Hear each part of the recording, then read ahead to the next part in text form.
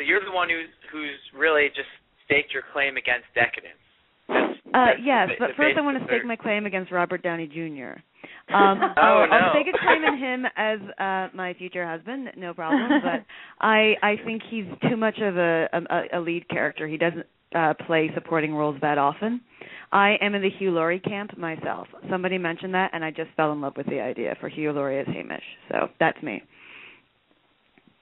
No, that's definitely great. I thought maybe you were going to say Robert Downey Jr. was too indulgent or decadent for your taste. But well, he does have the indulgence and decadence down, but it's more of that rock star type. It's not the PTSD type in my mind. Sure.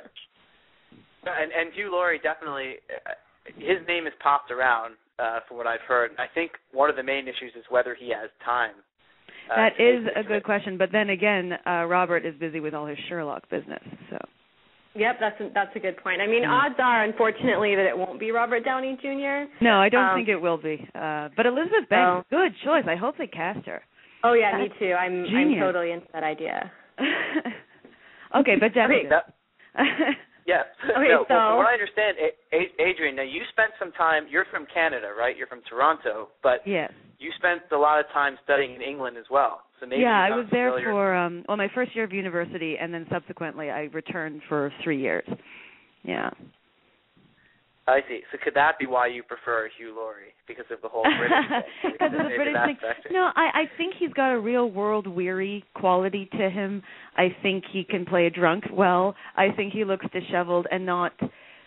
I don't know. I just feel like he looks like he's seen a bit of the world and is a little exhausted with it, and I think he makes that work. Whereas Robert Downey Jr. looks like he's seen a lot of the world and had a heck of a lot of good times in it, you know? So. Right. He's a little too much like Charlie Sheen and not yeah, exactly, except, a good actor and seems to have gotten over that horrible hump that everybody else seems to want to indulge with Mr. Sheen.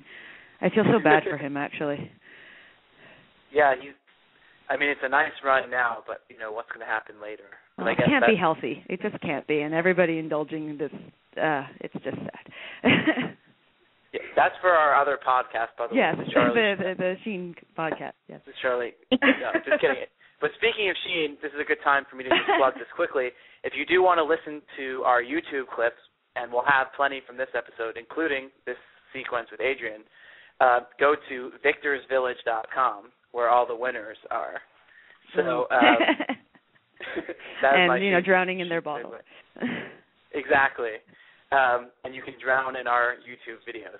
So let's talk about your essay here for a little bit. Savanna, do you want to start off with questions, or go ahead? Sure. Well, I was just wondering, just because I always like finding out how people have come across the Hunger Games. When did you first discover the series, and what sort of inspired you to write this particular essay? That's a good question about coming across the series. I think a lot of people were talking about it.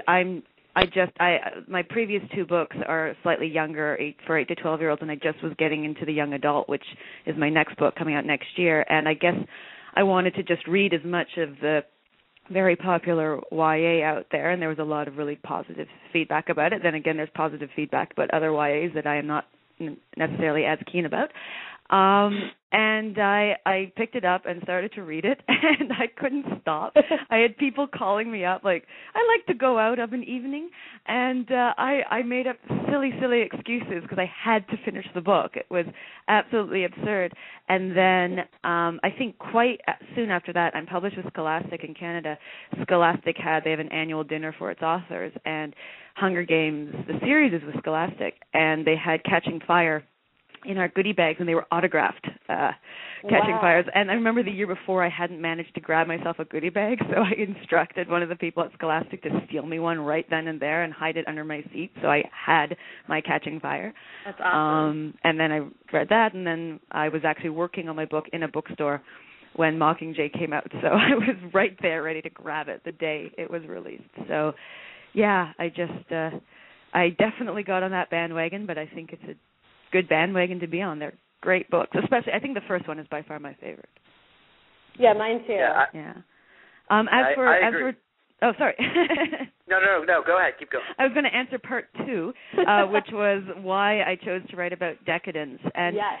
It's hard to say when my fascination with decadence began, but I've always been kind of obsessed with this sort of society that's so sweet that almost your teeth kind of ache kind of thing. I'm one of probably a few really big fans of Sofia Coppola's Marie Antoinette, because it also parallels, I guess the culture from maybe 5 years ago, not so much now with the current economic situation. Yeah, I'm a huge fan of that movie myself. I love it, but it's that kind of decadence. Big fan of shows like Rome.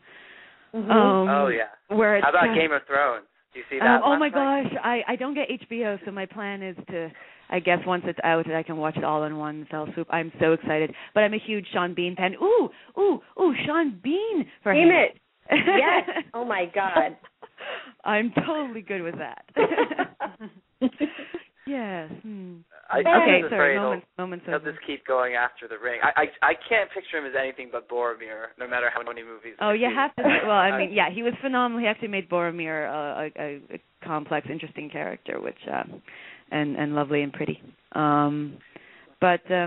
So as far as the decadence goes, it's always been something that's been on my mind, and then I really just enjoyed. I know it's sort of maybe the wrong word, but especially in the first book, I just enjoyed how Suzanne Collins just really went for it and just made it this.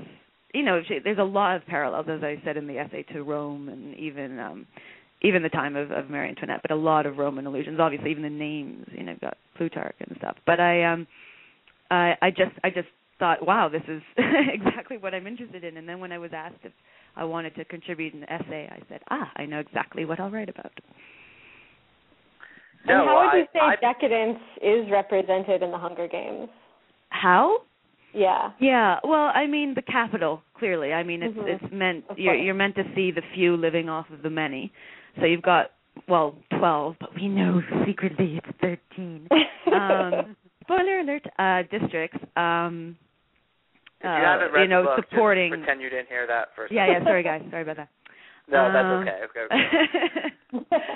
You've got, so supporting this one sort of the capital, as they call it. So, and you have all the people living in the capital who are going to even further extremes, though easy to compare to our current society, with plastic surgery, where they actually make themselves look like animals or dye their skin fantastic colors and wear wigs and crazy outfits.